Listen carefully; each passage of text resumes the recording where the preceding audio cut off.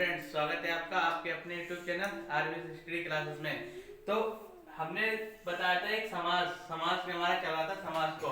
तो हम इसे बहुत ही आसान तरीके से समझेंगे, ट्रिक के माध्यम से समझेंगे। ट्रिक यानी समाज पहचानने में कि इसमें कौन सा समाज है, कौन सा समाज नहीं है।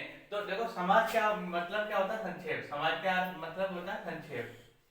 समाज का मतलब होता है संक्षेप, यानी छोटी बात में कह देना। ठीक है। अब समाज के जो प्रकार, समाज के भागों में बांटा गया है। 1 2 3 4 5 और 6 भागों में बांटा गया है। तो पहला आता है हमारा द्वंद्व समाज। तो द्वंद्व समाज की पहचान क्या है कि योजक चिन्ह होता है इसमें क्या होता है? बीच में एक योजक चिन्ह लगा होता है और जो शब्द जो होता है एक दूसरे के विपरीत होता है। शब्द क्या होता है? एक दूसरे के विपरीत होता है। जैसे रात और दिन, जैसे रात और दिन। देखो, रात का उल्टा क्या हुआ? दिन। विपरीत है शब्द और बीच में योजक चिन्ह भी लगाया।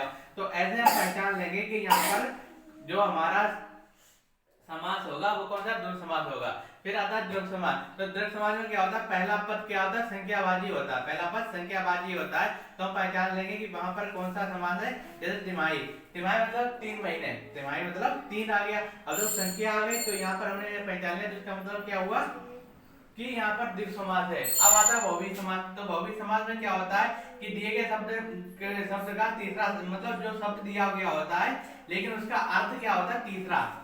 जो शब्द दिया हुआ होता है लेकिन उसका अर्थ होता है तीसरा शब्द अर्थ होता है। और ये अधिकतर जो शब्द होते हैं ये पर्यायवाची शब्द होते हैं। ये अधिकतर शब्द कैसे होते हैं? पर्यायवाची शब्द होते हैं। जैसे दशानन। दशानन क्या है? जिसके 10 है सिर, जिसके 10 है सिर अर्थात रावण। तो देखो, रावण का पर्यायवाची है दशानन।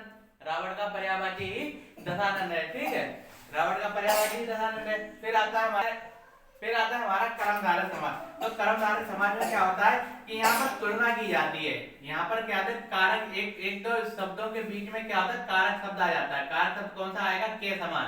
यानी क्या होता है कि यहाँ पर एक जो होता है कि तुलना की जाती है शब्दों की। देखो कैसे कहते हैं? चरण कमल, यानी चरणों की समानता कैसे की गई?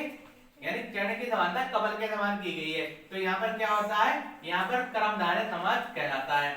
फिर आता है हमारा अव्ययभाव समास। तो अव्ययभाव समास को पहचानने का सबसे बड़ा अच्छा तरीका है कि इसमें उपसर्ग होता है।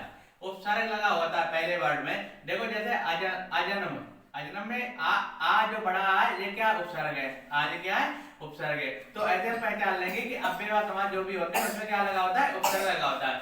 फिर आता है हमारा तत्पुरुष समास। तो तत्पुरुष समास भी पहचानने के इसमें क्या होता है? शब्दों के बीच में कारक शब्द आते हैं। तो कुछ शब्द ऐसे हैं जैसे ने, जैसे ने आएगा बीच में, को आएगा, या से द्वारा आएगा, या के लिए आएगा, या से अलग आएगा। तो इस टाइप के जो कारक चिन्ह है ये आते हैं तत्पुरुष के लिए, यानी और तत्पुरुष के जो भाग में भी आते हैं। ठीक है, तो इसी प्रकार हम इसे तत्पुरुष के को भी हम पहचान लेंगे। तो ये तो था समाज का ट्रिकी वीडियो, जिसमें आप समाज को बहुत अच्छी तरीके से पहचान लेंगे। और जब पेपरों में अगर कहीं पूछा भी जाएगा, समाज को पूछा जाएगा अगर पेपरों में, तो आप इसी माध्यम से, इसी के द्वारा आप पेपरों में अच्छे नंबर, मतलब पेपरों में गलत तो कहीं पर भी नहीं कर पाएंगे। अगर आपने इतना पढ़ लिया है, इतना समझ लिया है, अगर इतना आपने देख लिया है, तो आप कहीं पर भी पेपरों में गलत नहीं कर पाएंगे। तो इसी के साथ आज का वीडियो जो है यहीं पर समाप्त होता है। अब नेक्स्ट वीडियो मिलते हैं आपको।